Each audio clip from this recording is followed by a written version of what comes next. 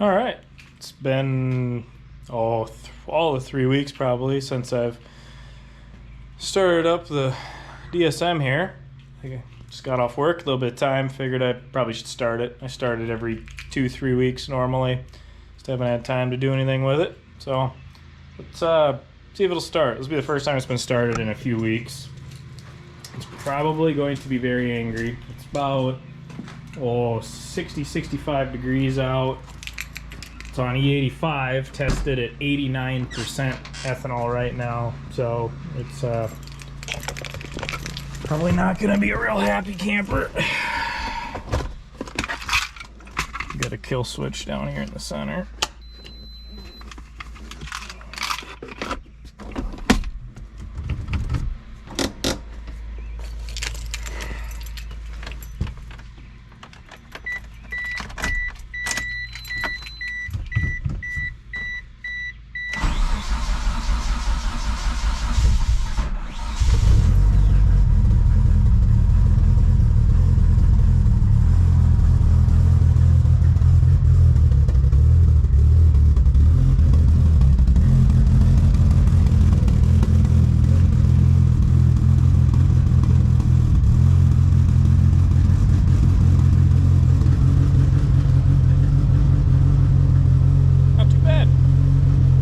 Decent amount of time on this car getting the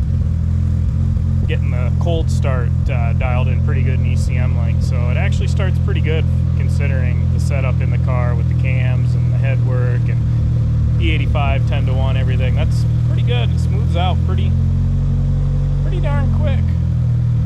I'll let it run up to temp now and then probably shut it off. It's always a good idea if you start it, especially on an ethanol car, to let it get all the way up to temperature so it burns all the moisture out in the exhaust and the turbo and everything.